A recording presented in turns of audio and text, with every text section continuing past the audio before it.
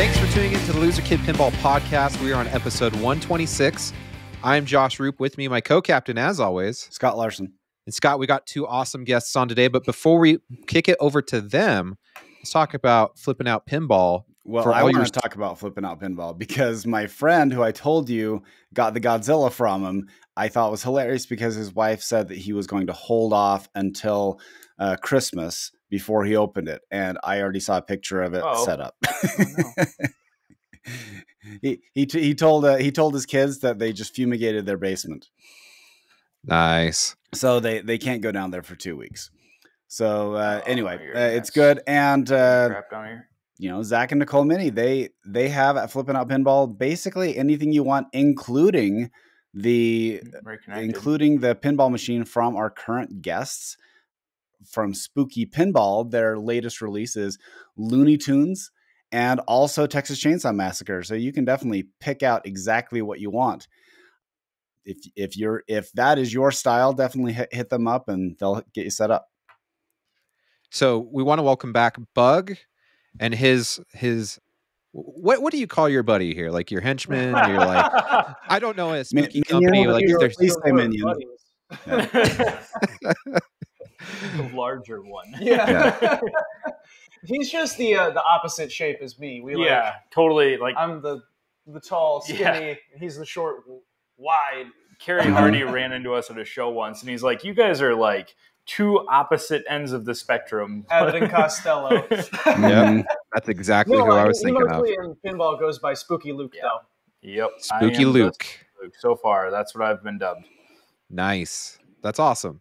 So I want to thank you guys for coming back on. This game looks insane. Whether you're a Texas Chainsaw Massacre fan or a Looney Tunes fan, I really think you're going to be happy with this. I've noticed on this layout, you guys have kind of went more of, it seems really fast. It seems like the flow's really good there. I know like with Halloween, it was kind of tiered with the stages and whatnot, and it was kind of building up. But this is just kind of like brutal in your face. Like it might kick your butt, which makes sense with Texas Chainsaw Massacre. Yeah, it's really hard. Why did you go that direction? Well, I mean, obviously, I think you guys probably wouldn't know as well as we do that people have been kind of hungering for that from us for a long time. We've done a lot. We've done some crazy stuff. 3 upper play fields and a huge Scooby-Doo upper play field. We have done some wild things. So I think people were kind of just waiting to see us do a more, there was still sort of a question of, can Bug and Luke do a Elwyn, Jack Danger, flow monster type game? Like, we know they can do really weird stuff. We know they'll go out there and they'll try 2 upper play fields and a boat dock of an upper play field and all this weird stuff. So we wanted to try sort of a more classic flow beast with major mechanisms surrounding it that's integrated with it. So that was kind of our top priority going in, I guess, was getting a really, really, really great shooting layout and being, I guess you wouldn't call it would you call it a standard game, I guess, or it's not single level really. It's just lacking in upper playfield, I guess, for once. It's just missing that one. But it has ramps. I mean, it's a modern game with ramps, with an upper playfield, that's fine. A lot of games are that way. Yeah, exactly. So, I mean, being able to do that, but then also we wanted to take our mechs, I guess, to the next level at the same time and not really inhibit flow with those mechs. Because that's the biggest problem when you get into mechanisms is you put some major mechanisms in there and all of a sudden the games stop and start or whatever along those lines. I think being able to put those mechanisms in there in a way that the ball still keeps the flow of the game was really important for us in that one. So. And looking at this too, so the one thing, I don't know if you guys listened to Click Gamers, but one thing they pointed out, they were thinking that this was originally kind of done around Texas Chainsaw Massacre, and then Looney Tunes was brought in afterwards. Is that the case? Were they kind of just built in mind together? How did it work? We kind of knew that was going to be a pain point going in with everyone. They were going to be like, if we do the dual theme again and we don't do them in tandem, it's going to be So from the get-go, we made sure to design them in tandem together. I mean, we knew what both themes were as soon as we were starting on the layout. So we were able to design both of them together, keeping both themes equally in mind. I think whoever, buys their theme, I hope that they feel like they were the one that was catered to. Yeah. Like if you buy TCM, I hope you feel like they designed this one for me. Yeah. And if you buy a Looney Tunes, I hope you feel like they designed it for me. I'm really hoping that's the argument. Like you hop into one owner's thread and it's like, this game was made for Looney Tunes, and we want them to hop in the other one and be like, no, it was Texas Chainsaw. You know, like that's the goal. We're trying anyway. To start turf wars. Yeah, Yes. We're trying to start arguments. That's what we're doing. Yeah. Yep. But no, what's cool too is even though they are so different, they're complete. I mean, you could not go two more different directions with your themes on that. Yeah. But a lot of stuff mechanism wise works for both games. Like Leatherface spinning is an incredibly iconic shot. And then, with spinning Taz, like Taz spin, So being able to find those things that did overlap was actually oddly easy, I guess. The Leatherface spinning thing helps my argument with like certain Looney Tunes fans will feel like it was designed for them because they're like, well, Taz spins. Why is Leatherface spinning? And it's like, well, they don't know the end of the movie where he's throwing the chainsaw. Yeah, I actually did see that comment. Why is Leatherface spinning? Yeah, it's like, perfect. We did our job. If both sides don't realize, we did our job. We have done it right. So let's talk about the theme selection. Now, the challenge that you guys have is that you are choosing themes that would resonate with an adult audience or a very specific audience. I mean, a lot of you're into Halloween, you're into Texas Chainsaw Massacre, you're into Rob's. So these type of things. However, you're also very aware that you're not going to be able to sell to a mass audience with a very niche theme.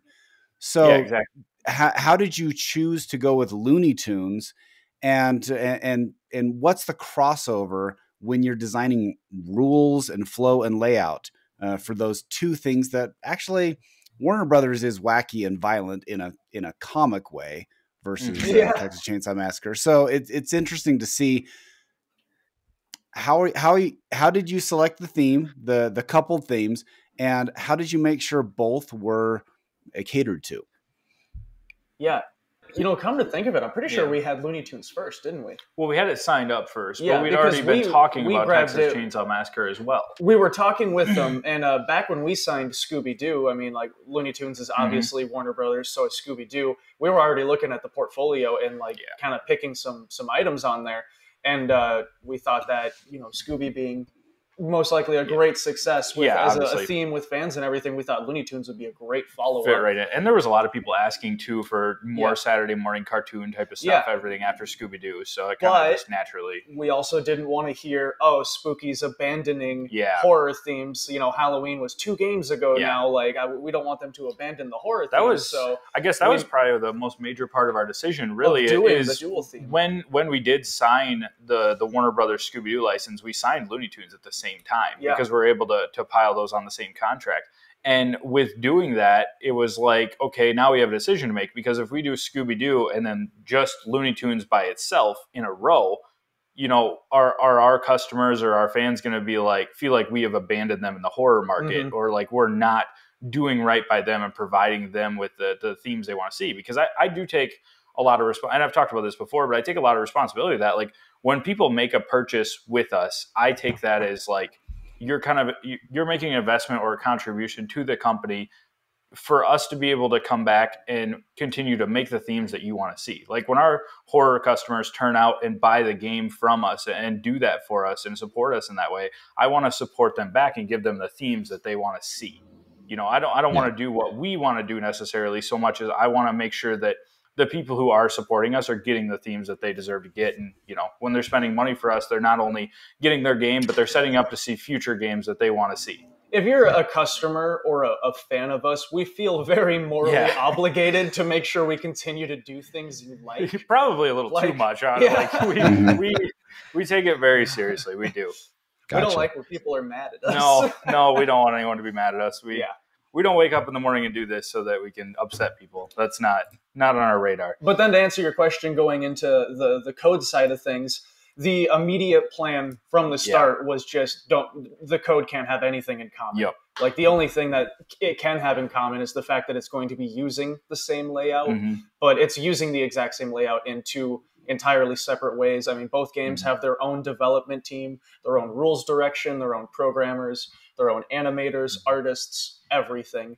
And like I'm sure there's a couple crossover things that are the same, like you hit the captive ball to light lock, but even how they go about doing that is completely different between the two games. Which is cool to see too, because neither team really consulted the other team about rules. So if they did land on some of the same rules, that means the layout was just, speaking to both teams and kind of telling them to go with those rules, which is cool. Yeah.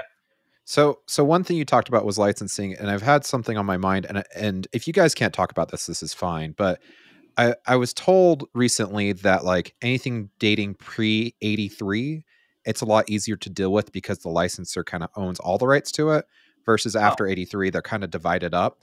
Is that kind of one of the reasons you guys are doing stuff that's kind of pre-83? Because really the only modern is Rick and Morty. I mean, that's probably like an accurate statement. It's a decent general rule. Yeah, I mean, like the further back you go, the less likely it was that people had agents who are still protecting their rights now. I mean, you compare it to like an 80s blockbuster of some sort, like Gremlins or something. Like, I'm sure some of the actors in there are very well protected and covered and everything. But back in like the 60s and 70s, people just didn't really think that far ahead, per se. People just weren't pursuing their own likeness rights as hard back then. It didn't seem like. Or if they were, it was for a term, not for all of time. So, I mean, as a general idea, I guess this is a really good question, by the way. Yeah, it is. I'm actually really like, this is a great question. Well, a lot of people don't know a lot of the things that we deal with. It is easier to go back in time. You're right. It is easier to go back. I'd never heard 83 before.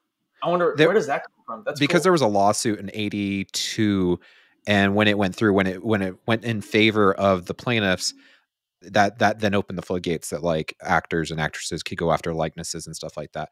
And there's different stuff that I can point out, but we're not going to go down that rabbit hole.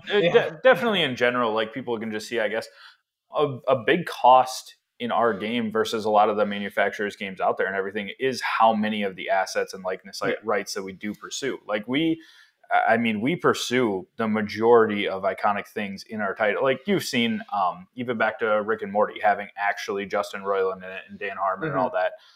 We always do try to get the largest part of the theme that we can get. And we do pay a premium price for that. I mean, we pay a premium price for that.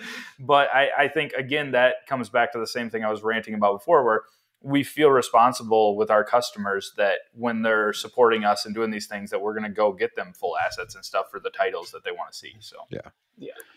So the other thought I had in mind too with all this is, so Scooby-Doo was 1969 because that was the year it came out. But with Looney Tunes and Texas Chainsaw Massacre, you guys have actually kind of went back about 200 units. So they're 88 or 888 a piece, which equals about 1776. Is this like a strategic? Because I mean, we can talk market all day, and people can be bored because that's all they're hearing left and right now. But is this kind of one way to combat the market? And it still, you're getting the same product on the line. It's not the same product, but like drilling wise and manufacturing wise, it's similar product you're doing. It keeps the factory line going, but it's not necessarily, you're limiting supply. You're going back to those limited numbers on those themes. We didn't go super low with it, I guess. We weren't trying to like drive FOMO or anything. I mean, it was going to be a dual theme no matter what. It just so happened that we managed to do it in a market where it somehow made the most sense for us to go and do it. Absolutely. Like, I would love to tell you we're rocket scientists and we planned this perfectly, and I hope that's what most people think.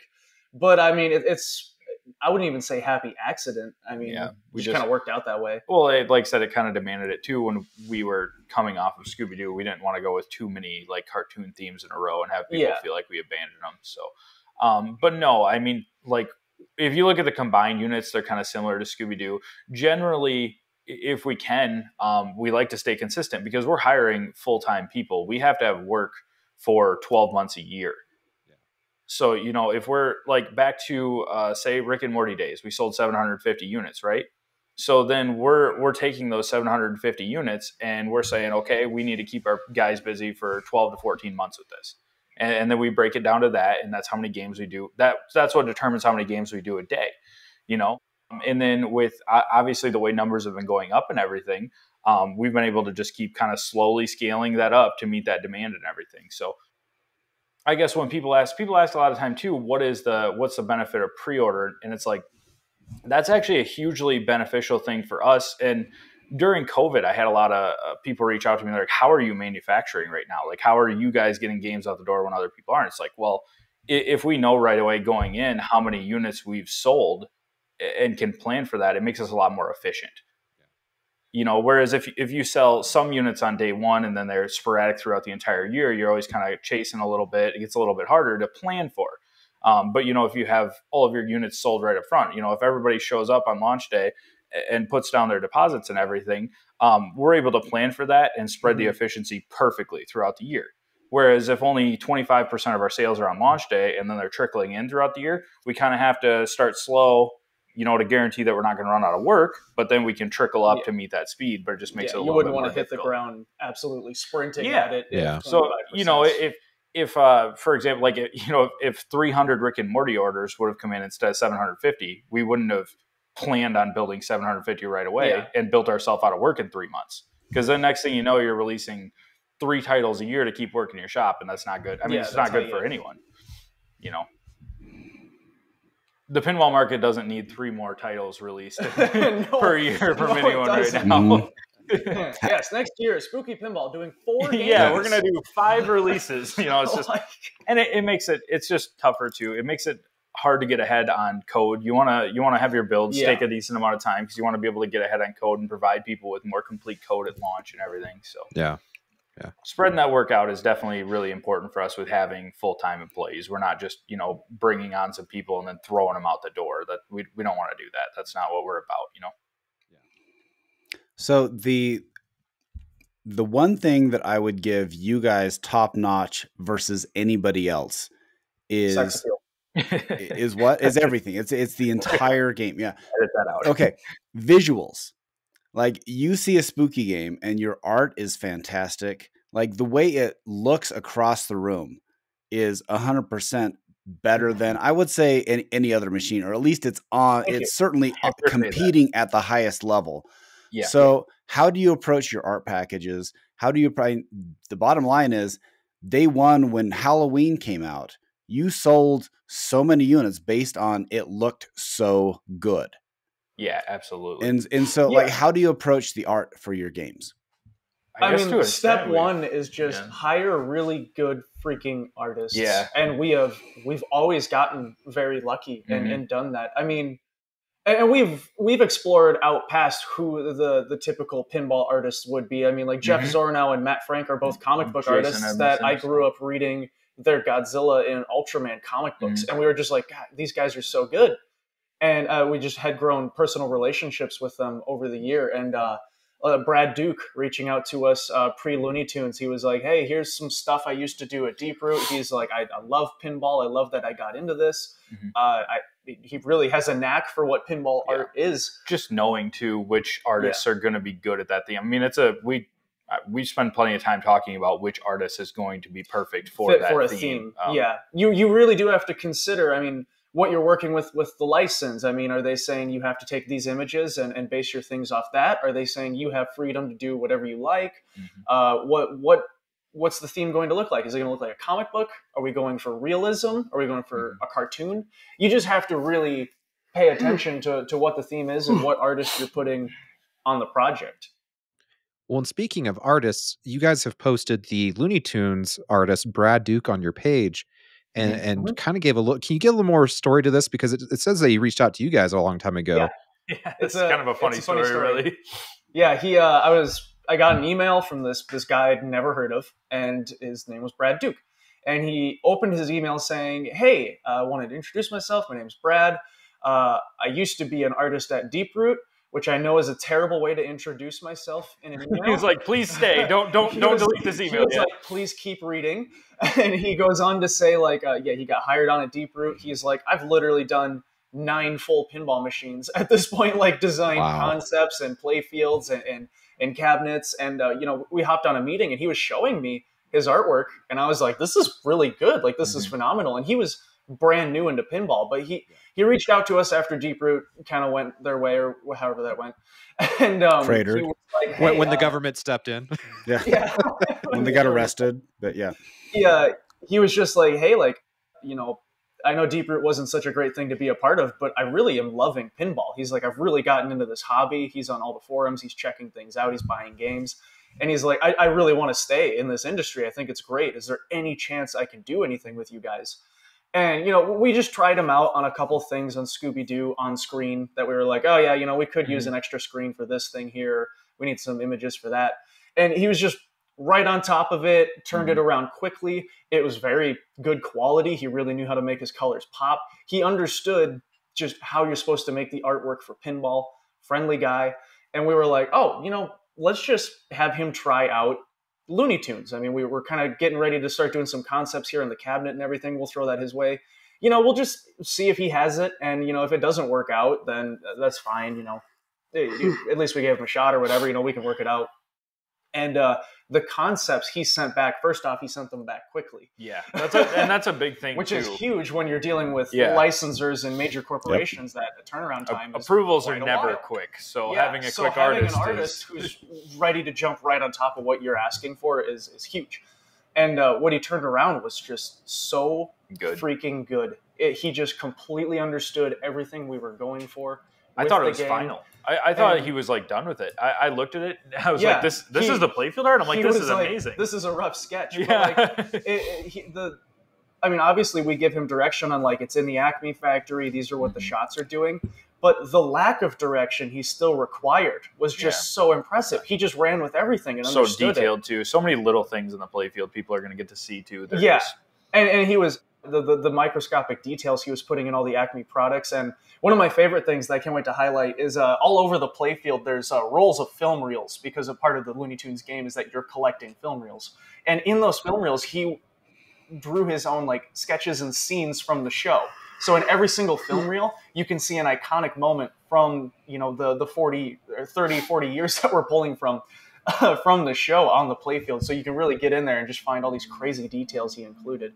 But that's the Brad Duke story. Yeah, okay. It probably helped a lot too. That he did 9 concepts, and he was rubbing shoulders with some of the most iconic names in pinball at that point too. Of the past history. So, looking at this playfield, it's insanely cool. It feels very like Bally Williams 90s. It's giving me Pat Lawler vibes with Whirlwind and with the squares in the middle and the lightning bolts and just. Yeah.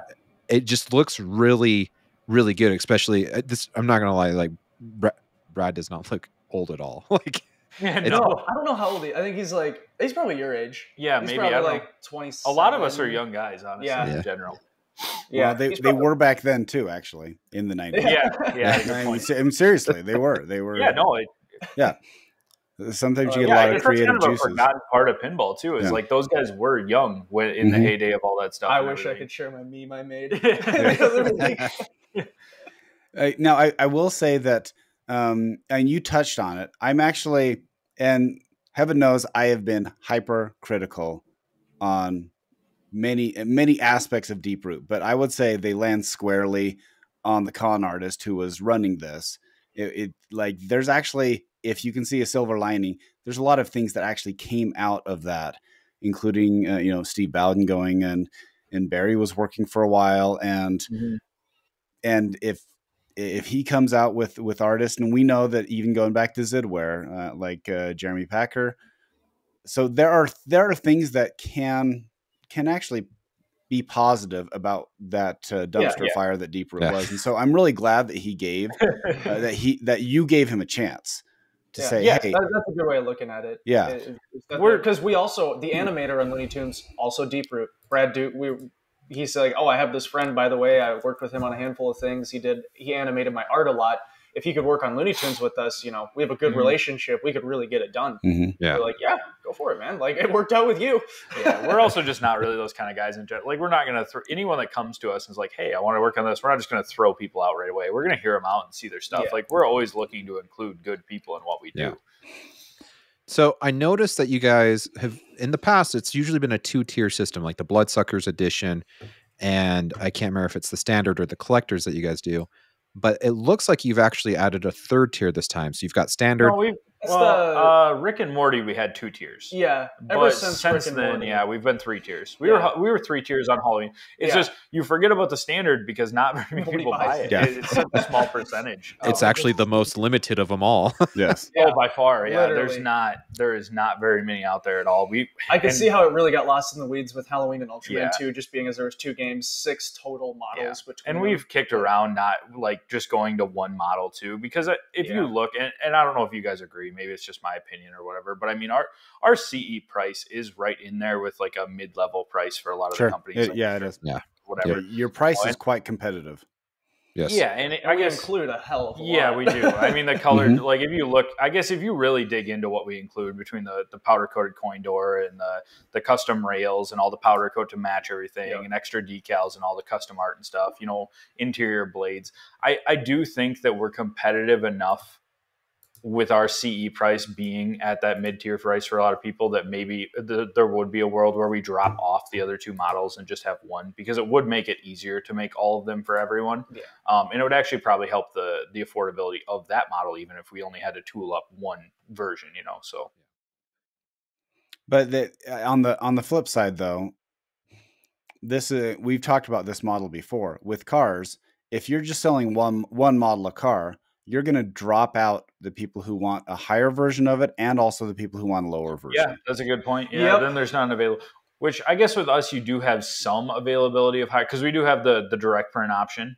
Sure. And some other stuff like that. So I guess there is some higher availability, but yeah, that's why we haven't changed anything, right? It's like we go back and forth on it. It's like, it's hard to say. Sometimes even we don't know. So I want to go into kind of the difference. You kind of talked about Looney Tunes. You're trying to collect the films. So that's the base gameplay. Like, what else are we trying to do inside of Looney Tunes to advance to where we're going? Yeah, so in Looney Tunes, essentially the game's story is that Taz has gone through and he's just completely destroyed the Acme factory. And he's still in the factory. He's causing mayhem all over the place. And so Bugs Bunny, Daffy Duck, Porky Pig, Tweety, like the whole gang, the whole Looney Tunes gang is in there. They're trying to put the factory back together, and they're collecting film footage while they're in there, because when Taz went through there and destroyed everything, he tossed around all the golden era film footage everywhere. And they're like, oh man, that's the heyday of Looney Tunes. We can't lose this. So you're essentially a recruit at the Acme factory, and you're helping them collect the film footage to put it back together so that you can rewatch the episodes. You're collecting Acme-themed items like, Luke Peters has so many different items. They're all stacked at the top of the screen. Rocket skates and punching gloves and super glue duck bat outfits and like all these crazy things that work as like power-ups in the game. And Marvin the Martian has some special modes in the game as well, because he was working on some top secret Martian inventions for Acme that didn't quite hit the market yet. It's a really fun original story. I'm glad we have one in the game. I feel like that might have been the one thing that was missing in Scooby. Yeah, just overarching. There needed to be Scooby has its own story. Everyone knows the overarching story of Scooby-Doo. You're going to cases, solving mysteries and whatnot. Yeah, but Looney Tunes definitely needed something, like a reason that you were going to be a part of all the golden to tie all the episodes episodes and everything. Together. Yeah, it needed a reason, and I love the story that we created for it. I think it's really fun. And then the cool part, the flip side of that coin with Texas Chainsaw Massacre, you guys are you play as the killers. Yeah, that was a really big thing. Early decision. Yeah, that we kind of almost knew that, right? Like we're gonna do that. We planned on it almost, I guess. Yeah, well, we definitely knew coming off Halloween, we needed to make our minds up on if you are for sure the killer or for sure the survivor. Yeah, because in Halloween it was kind of both, right? Like sometimes depending on what mode you're in. Yeah, very loosely. Like it definitely could have been a lot more solidified. Yeah.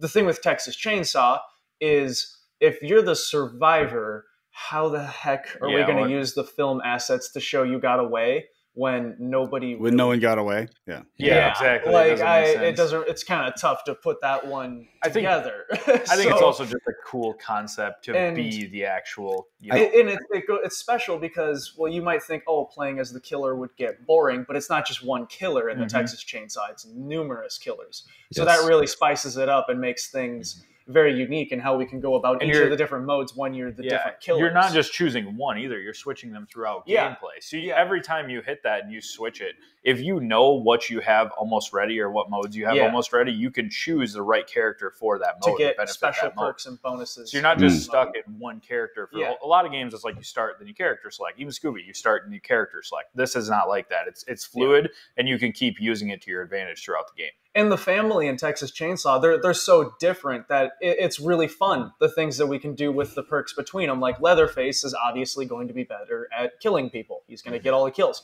But you play as the cook, and when you're in the gas station mode, the items you sell are worth more because he runs the gas station all day. And when you're in the cook's mode, he gets special bonuses for actually like cooking the meat and everything like that. So the fact that the family members are all so different makes their perks and items so much more unique and fun. Yeah, well, and one of the unique parts about this too is I was watching the gameplay footage, and you talked about, because the grandpa like drinks blood or whatever, filling up the whole play field, the LEDs become blood, and it slowly drains out of the play field. And as you hit shots lower and as the blood gets lower on the play field, the shots that are above it no longer work. So like if it's completely full and you're hitting the ramps up top and you drain it below those ramps, now you got to focus on your shots that are below because the blood isn't up there anymore. Because it'd be like if you had a straw and you were above your drink. Like, well, that doesn't make sense. You have to keep getting the liquid. Okay, I will say I don't think anybody who buys Texas Chainsaw Massacre wants to play as the survivor. No. I play the video game. I never play as the survivor. Never. Well, one question I've heard floating around about this, and I'm going to ask to keep this as family friendly as we can, but is this going to have the first topless scene in a pinball machine? Because Halloween does. Halloween actually does. Yeah. What's crazy, Halloween has nudity, but Texas Chainsaw doesn't. A lot of people don't know it. There is actually a topless scene in Halloween. Which, like, full on. It's there. As keeping it as family friendly as possible, I do think Spooky Pinball deserves some form of award. For putting the first special trophy scene in a pinball machine on Halloween. I felt like that was worth something. I don't think there's no nudity in Texas there's none. There's none. But then there's also look at Rob Zombie in the extra ball scene too as well. I mean that's classic. Yeah. That's classic. That was pre-LCD. Yeah. We were the first to do dots and LCD. Yeah, no kidding. Because we're on top of it. We stay on top of what matters in our codes. Sure, it took us a while to get extra ball on Halloween, but we had the boobs right away. Oh man. Okay, so let's talk about the different versions that you're offering. Now we talked briefly about them. So I'm your customer. Sell me on why I should get each version. Like 2 CDs? Each version. Yeah. Okay. Sure. Sure. Tell us what if I'm like the bargain shopper, you're like, okay, so this is the important stuff you're getting. This stuff is really pretty, but you get the gameplay on this. However, if you want the prettiest thing for your game room, this is why you need it, because it has this. So one of the biggest things, I guess, is our standard is still a really decent deal in pinball. Like it as far as having full gameplay, we're not taking out like a whole upper playfield. We're not taking out or a whole mechanical feature in the game. As far as one that actually affects gameplay, we might take out a sculpt that moves around a little bit, things like that. But we want to make sure that they're playing the whole same game. So having that, I think, is a big selling point on the standard. I guess I'll probably hop right up to the CE. I mean, we could go over that all day, just the amount of things. I mean, still having a physical knocker, shaker, a real back glass, a topper included, your lighted speaker grills, we now have custom art over top the speaker grills, your interior graphics, your powder coated side rails, and we even do lighted buttons. Nobody else is doing lighted buttons. Full RGB. Yeah, they're full RGB. They have light shows that go with them. It's the same driver. And you have 2 buttons on the right side, I noticed. Yeah, exactly. And that second button on the right side is actually used in like Looney Tunes for selecting some of those Acme items that we were talking about earlier. So you can use it's got a cool Mario Kart set to it. I would rather have 2 buttons on one side than one on the lockdown bar. Like, especially if you're using it in a game. Yeah. Okay. Interesting. Well, we did both instead. Yeah, no, I'm looking at it and I see both, but it's I know there's a little bit of a skill of hitting the the lockdown button while you're trying to control the balls. But yeah. Yeah, but then I think, you take all that, and I really do believe, and like I've said it before, I think our CE is the best deal in pinball. I really do. We load that thing up. But then the Bloodsucker is just kind of a nice mix between those two reasons that I just noted. It's kind of the perfect middle ground and everything. So we do have we have good reasons to keep the system that we have. So keeping it somewhat vague, but like if you were to buy any other company's mid-tier option, which is about the price of our CE, to get it to the state of where our CE is, you're going to be spending a lot of money, to the point where you almost are just buying one of their you're going to put a couple $1,000s in there for sure. So, I mean, our CE, like, it's always funny when our CEs come out, because the mod guys go, dang, what are we going to do? What else? Like, they didn't really leave us a lot to add here. We do the smallest things, too. Like, even the start button and the launch button are always customized. They have little custom art on them, and just small stuff like that. But I think it really does. That's part of the reason when you're saying, when you step back and look at the game, like, they do look so beautiful. I think that's part of it, is we do every little detail throughout the game. Everything somebody would do to mod out their game, we already have it done for you, and at the price that other companies sell a mid-tier edition for.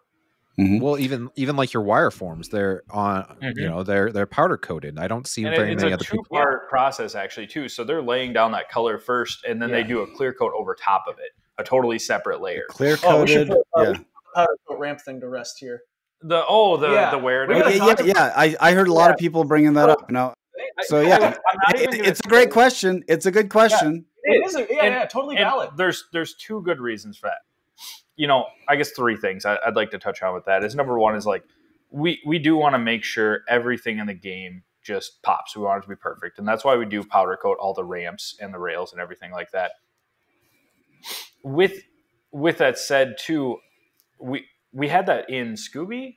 Yeah, Scooby, both ramps, the ramps and habit trails in Scooby are powder coated. So far, we're not having issues. We've never, I don't think we've ever sent a single ramp out for the powder coat chipped because of the ball hitting it. I don't think it's ever happened once on over the 1,000 Scooby-Doos. I'm also not going to sit on here and say, just because, because we test our games, and they've obviously been powder coated for almost 2 years now and everything. With our prototypes, and we've had no issues, but things do happen. Maybe it could happen. I don't think that it's likely, but the best part about us is if it does, if someone says, hey, Luke, my left upper ramp chipped or whatever, we're going to send them the new left upper ramp. We're going to drop it in the meal. We're not going to charge them, stuff like that. We don't have a problem. Part of when people spend money with us is we're planning on taking care of them if something like that comes up, So, and then even farther with that, just in case, when I was doing a lot of the engineering for the stuff, so if you look at Looney Tunes and Texas Chainsaw, the optos are actually attached to the habit trails. So all you have to do to pop those ramps out and put them back in is just a couple of screws. 2 screws. So, I mean, you can leave your habit trail wired right in place, and you pop your 2 screws out of your ramp, take your ramp out, slide your new one in, pop your 2 screws back in the same holes, and you got a new ramp in the game. You don't have to remove anything else. There's nothing on top in your way. In the first place, you're very, very, very likely not going to have to replace this ramp anyway. Right. And even if you do, 1, it's free, and 2, we made it as easy as possible to do. So we do put a lot of thought into that stuff just in case, and even try to cover ourselves the best we can when we don't even think there's going to be an issue. We haven't had, our play fields have been rock solid for years and years and years. And we still take, I guess, so many precautions every time we're designing a game that we're trying to avoid playfield damage in any way that we can. There was things in Scooby that we learned that we're not going to share. Okay. But there's like cool secrets we learned on Scooby that we were like, oh, we should do that in the next one. That would make it even safer. And it's been flawless. Yeah, absolutely. Wonderful. Let's talk about voice actors and the call-outs, because, one, the question is, who's going to do the call-outs for Texas Chainsaw Massacre, and who wrote the script? And also, with Looney Tunes, everybody knows Mel Blanc did all the iconic voices. So, obviously, Mel's not around anymore. How are you going to find someone who's able to replicate that for the call-outs? Yeah, so Looney Tunes. We went and we hired Eric Bauza, who you can ask around he is the Looney Tunes voice actor. Yeah, he plays. It's not like we went and hired him either. Like that is Warner Brothers. Looney Tunes voice actor. This is who they're using. Yeah, Warner Brothers gives you a list, like they did on Scooby. They gave us a list. Here are the approved Scooby-Doo voice actors if you want to go get one, and we chose from that list. Same thing here. They gave us a list. We saw Eric Bauza, and we went and we got ourselves Eric Bauza, and. I mean, he is the official Looney Tunes voice actor. He does all their movies He's and amazing their TV shows. He's all over the place with everything he does with them. And yeah, he's absolutely incredible. And when I was talking about him, he brought up Mel Blanc constantly about here are the specific things you have to do to channel your inner Mel Blanc when you're voicing these characters that other Looney Tunes voice actors haven't done previously. And here's why this is going to sound better.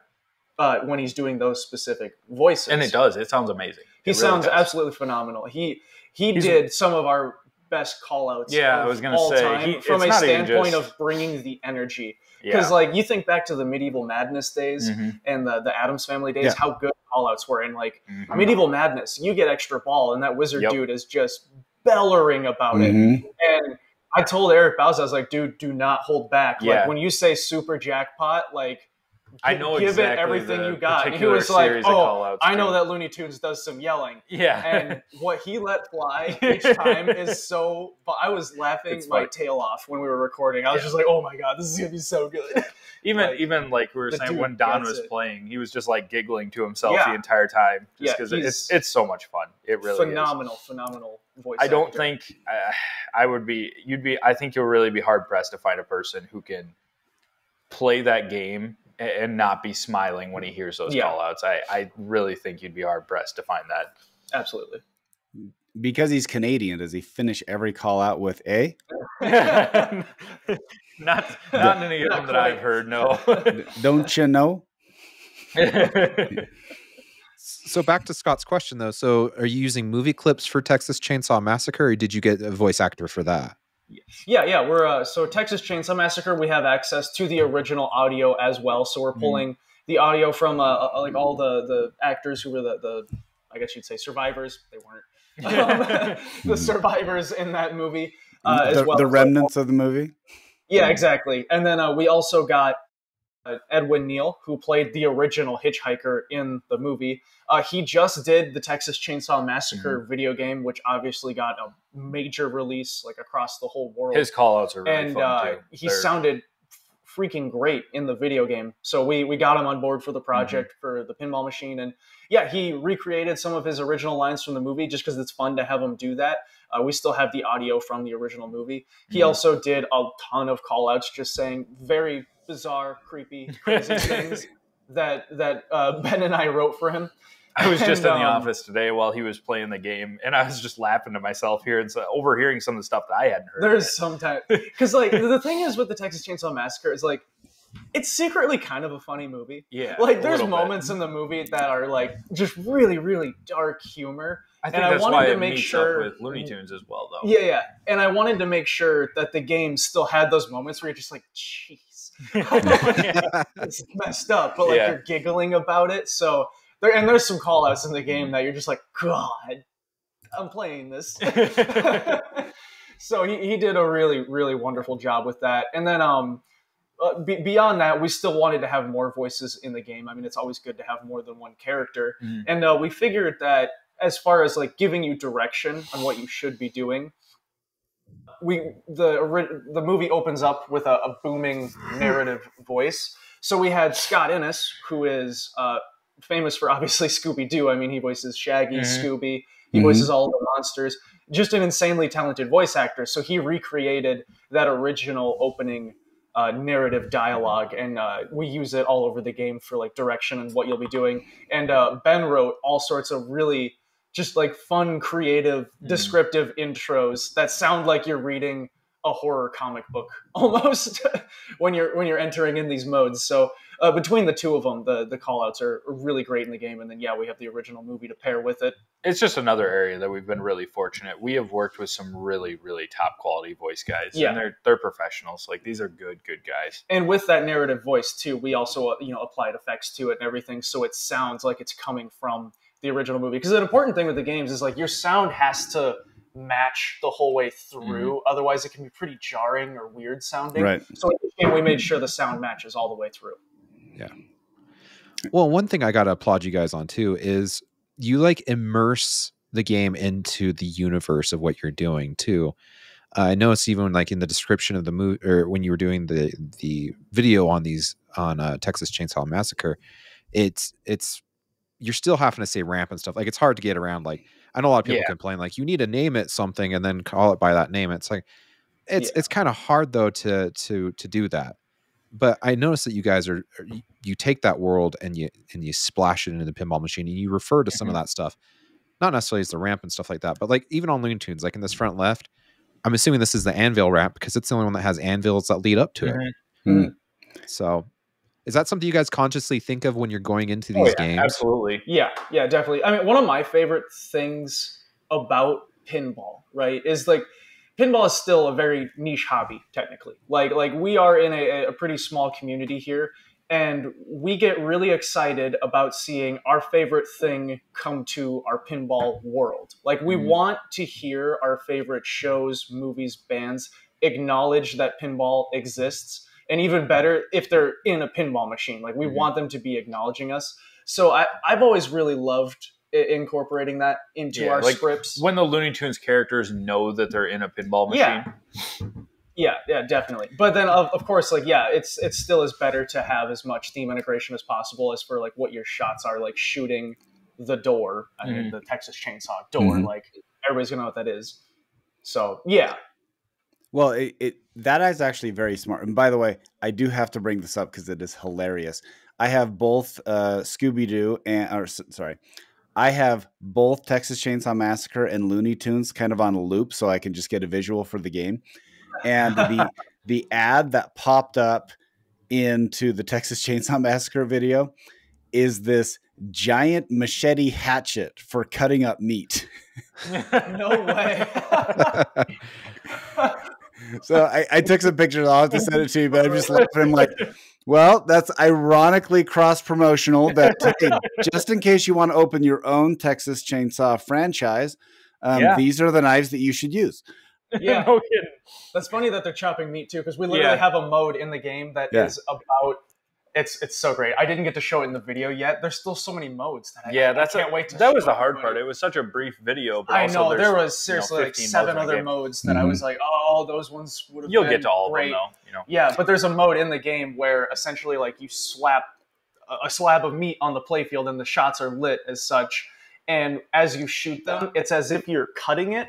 So you shoot a shot, and then that section would slide off, and then you shoot a shot, and that section, like everything past it, slides off. So it's literally like you're cutting up meat on the playfield. Nice. I love that concept. That's cool. Yeah. Ben is a really detail-oriented programmer too. So we're being able to work with him and have him actually implement those things that are that small and nuanced and everything. It's cool. I've had the most fun working on pinball code that I've ever had working with Ben on this game because he's just as ridiculous as me. Yeah. We can sit in a room and go like, can we get the meat to literally slide off like as if it was like, and put a sound effect with it as if like the shots are meat and he's on the same. He's 100% down as us for things like that. So I had an absolute blast working with him on the game. No, that's awesome. And actually, that is a very smart move to have. Almost like it's almost like the Muppet Show in Looney Tunes, where you see behind the scenes of them putting the show on. If you go with me, and so having them behind the scenes of being part of the factory, saying, "Hey, we're part of the production." That's a very smart, savvy move. Also having, for Texas Chainsaw, having like yes, you're in the movie and this is what's going on. It's not over the top creepy because there is a level of camp that you're like, this is so ridiculous that there's no, like, this is, it seems almost like, yes, it's a giggle fest because it's just so ridiculous what's going through it. There's again, to bring back like having your favorite characters acknowledge pinball. There were so many call outs that if you pulled it from another game but have the hitchhiker say it, it gets exponentially creepier. One of my favorites is if for extra ball, I had the hitchhiker say, "Keep the ball. I have a bucket full." Ugh. Adam's family. But when the hitchhiker says he has a bucket full, it's a little gross. So you're like, oh. That's funny.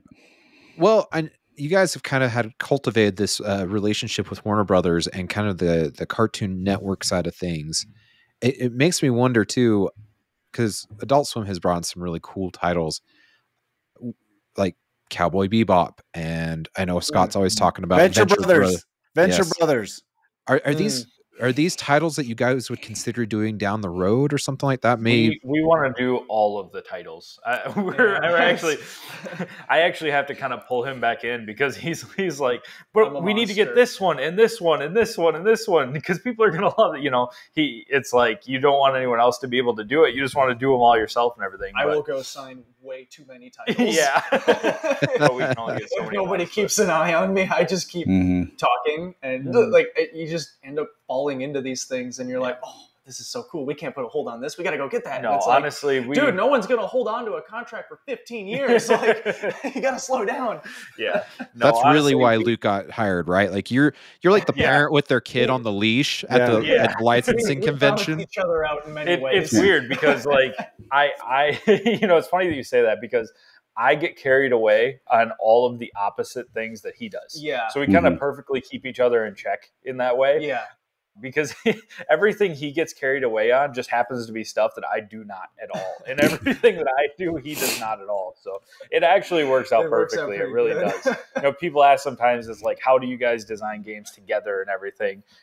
We just, everything that we want in the game are such separate things that work well together that it works out. So, Wait, we both have a general trust of what the other person's, ideas and opinions are on certain matters. Like there's just certain things that I really trust Luke on making the right call, and there's certain things he trusts me on making the right call. So it's really been a wonderful like when he's talking about the overarching theme of Looney Tunes, it's like that is not my there's definitely things that each of us can help the other with as far as getting it integrated in the game. But when he asks me, is this shot possible or can we do it at that price? Then that's a different thing. But we do try to keep a really good idea of what themes people want from us. Like we're always, I guess you guys probably see, we're active on all the social media sites. We try to listen to the shows and everything. We try to keep in, I guess, as close an eye on the heartbeat of that stuff as possible. So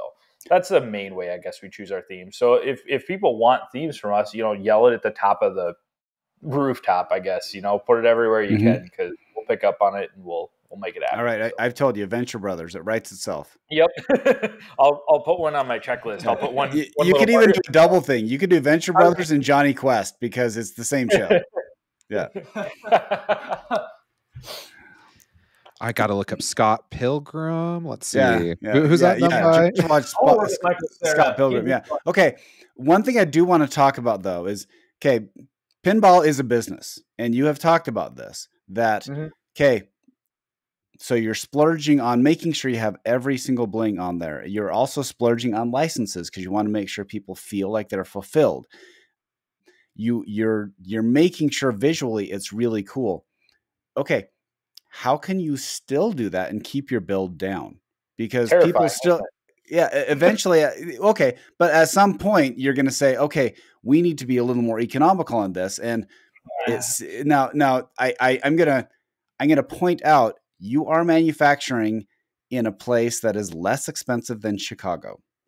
So I guarantee your overhead is significantly cheaper than it is at the Chicago manufacturers. So I mean, I can rant about this. You guys got 2 more hours? Because this is where you'll get me to just drone on and on and on and on. Yeah. But we have some strong opinions. Right.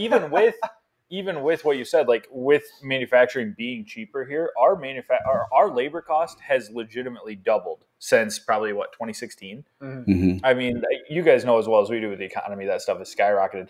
But something I think a lot of people know now, but not everyone, is how much of our own work we've set up to be able to control, which it kind of goes back to the COVID thing where people were asking me, how are you guys making machines when other people aren't? It's like, well, we're making our own metal parts. We're doing all these things in-house. We're printing, and we're printing our own decals and making. We don't have a landlord. Yeah. Yeah, exactly. All those interior graphics, everything, we're making a lot of that stuff all ourselves, which helps us be able to pass on that, I guess, those savings to the customer. And that's why we're able to do that CE level machine at the, premium type price. Yeah.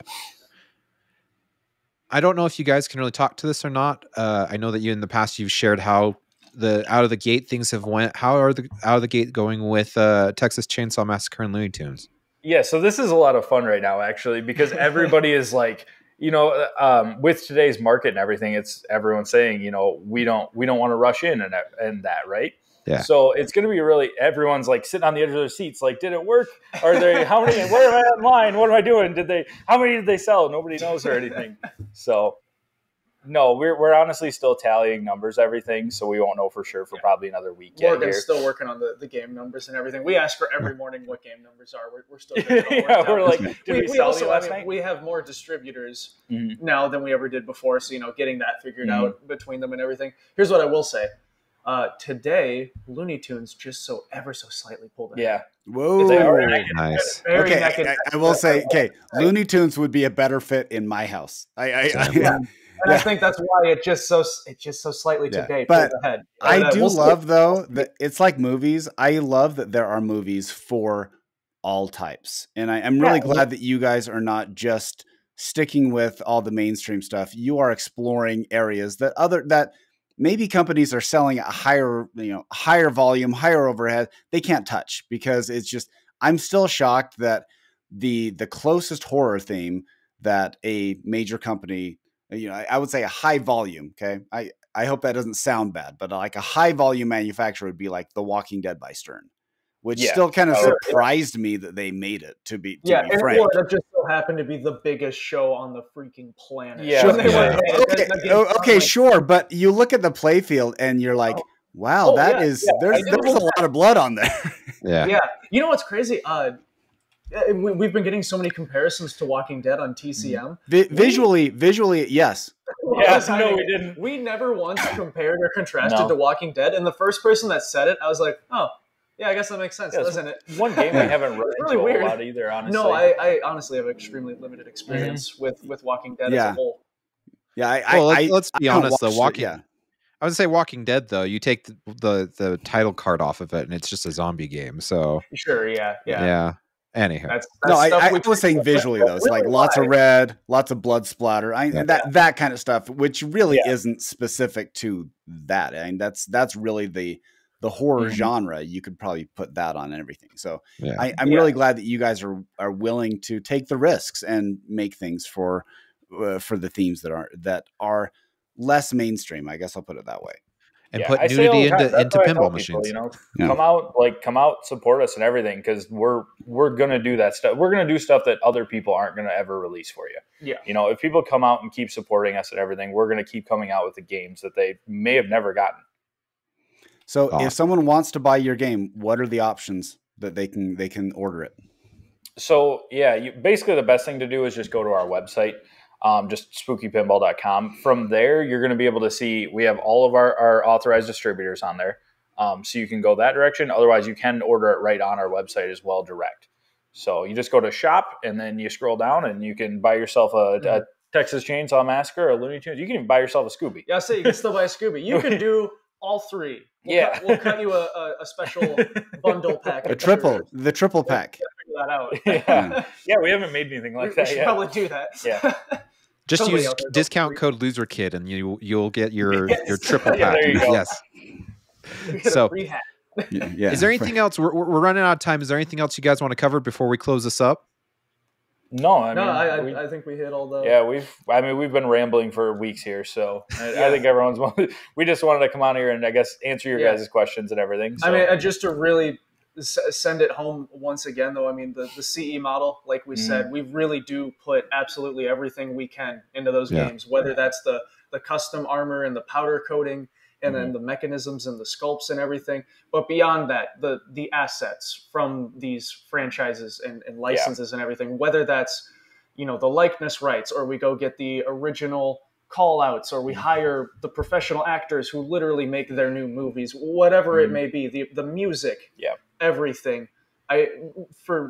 We for sure think that our CE is hands down the best deal in pinball. I think the reason we keep rambling about that is we have been, like, both of us have just been so excited because this feels like, to us, I guess, the one where it kind of all came together. Like, we think that this layout is really top shelf. Like, a lot of people who've been, I guess, 50-50. I like Spooky's layouts. I hate Spooky's layouts, whatever. We're always pretty controversial in that regard. Like, I think this is the layout that is going to kind of bring everyone together. And then with having all of the movie assets, because going into Halloween, that was a big thing too. We had the movie assets, but it was, a specific set amount of clips. And then it ended up being, it did end up being like well over 30, almost 40 we got it video over clips. Time. Yeah, but being able to just go into Texas Chainsaw Massacre with just this load of just a whole we can use the whole movie, everything. There's just completely like leash off. So, and then obviously Looney Tunes with having all the episodes that we have and everything, it's just as loaded as Scooby-Doo. Yeah. So I think just seeing all of that finally come together, layout, and then Eric Prepke, obviously great programmer, known for Rick and Morty on Looney Tunes, and then Ben Heck just completely blew us away on TCM with his ability. Yeah. We've talked about that before. We weren't sure if Ben we weren't sure if he was going to be able to code to the level that we needed him to. Level of code that's needed, and he showed up. When we were bringing him on, we're like, Ben, you do understand this isn't AMH. Like, there's a new level of I guess, integration, and that's depth, and he just literally freaking blew everyone away, like blew everyone out of the water. We're like, all right, you win, So we got to say overall, like, there's obviously so many behind the scenes things that we never talk or share. This was our best launch. Yeah, it really was. It was a really nice time for us. Yeah. This, I will say, this layout, just from me not playing it yet, this looks like your best layout. From my eye. It looks like your best layout. It looks like things are coming together. And I'm actually going to do one more plug for you in that for the Spooky, I love that if you want all the bells and whistles, you can get them. Yeah.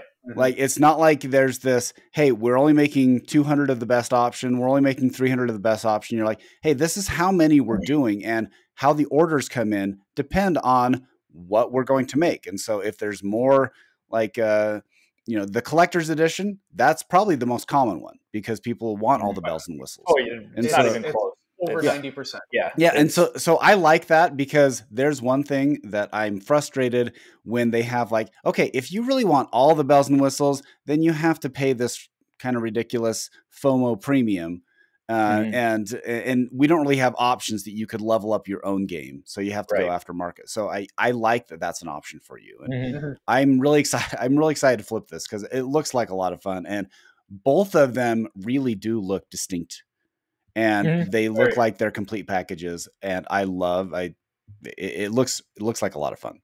That's the largest feedback we've probably gotten is just how different they feel, even when you're playing them side by side. I think Don said it recently. He was like, if you put these in two different parts of the arcade, most people probably wouldn't notice that it's the same layout. Mm-hmm.